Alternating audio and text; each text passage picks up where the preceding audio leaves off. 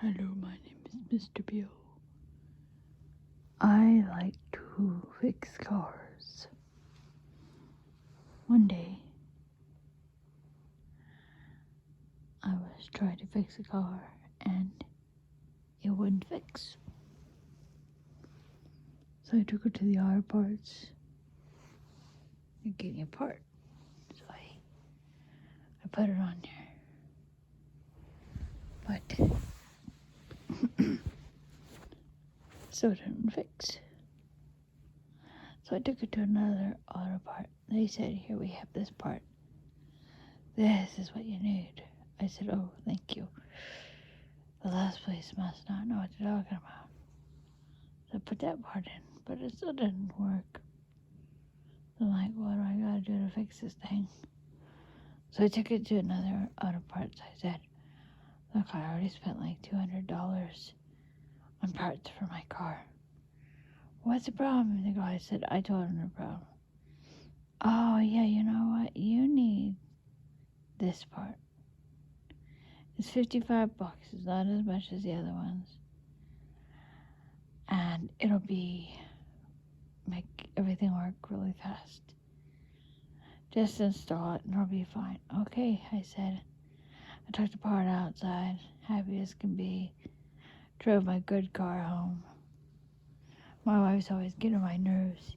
You always work in that car all the time. You never do anything else anymore. Just give me a minute. I'll fix it and we'll be done with it. I said to her, this part only cost me $55. You spent so much on that car, why don't you just sell it? Who's going to buy it? Unless I can get it working right, I said to her. All right, fine. So she stood there and watched me. I put the part in there, got in the car, and it started up. Vroom, vroom, vroom. I expected it to start up. Didn't do a thing.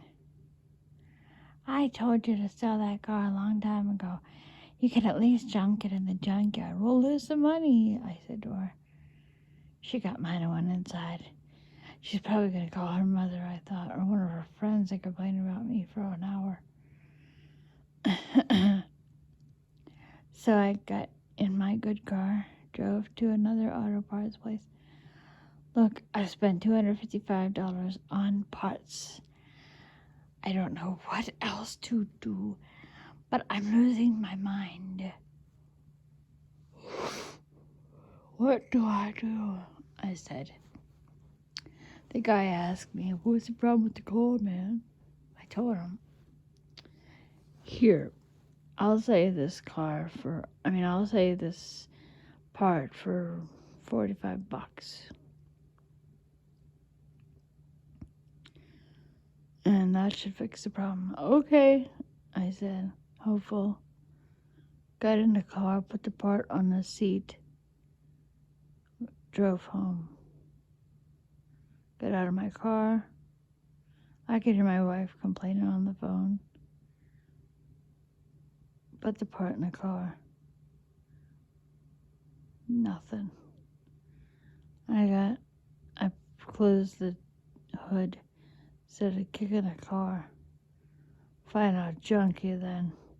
I've tried everything. I spent $300 on you. Plus, I took you to some place when we were on vacation. It lasted me long enough to get me home, so I guess I'm just gonna junk you. I said as I kicked the car.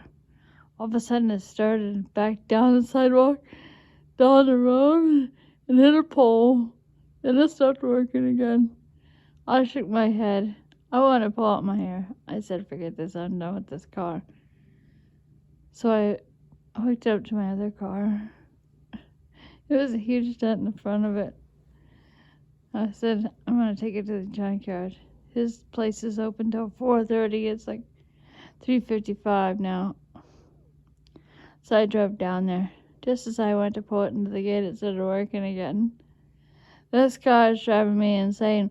Will you give me any money for it? He looked at it. Well, besides the dent, it seems like it's in good working condition. How about I give you $1,000 for it? $1,000? Yeah. He got in the car, started right up. I was about ready to scream. Went home. Well, what happened to that car? It's out of the driveway now. Well, the guy at the junkyard soon to get it working. Oh, I knew it was just you. So did you bring it home? Why didn't you bring it home? She asked me. Well, because I sold it to him. He sold it. How much did you get? 5,000, 3,000, 6,000, 8,000? I got 1,000. $1,000 and it's working? It's probably just working. The guy shut up later. Well, the car actually seems to be working pretty good. I got the dent fixed. I know how to do that kind of stuff, so I'm giving you 5,300 more. Oh, I'm sorry, 5,400 more, he said as he went through his money. So that's 6,400. Wow, thanks, I said to him. My wife seemed so happy. Now she won't be barking at me all the time about this stupid car, I thought to myself. As I sighed, I don't have to worry about that stupid thing anymore. Now I can put it to a new car fund.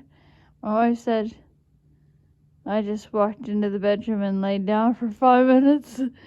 Finally, I'm rid of this stinking car, I said to myself.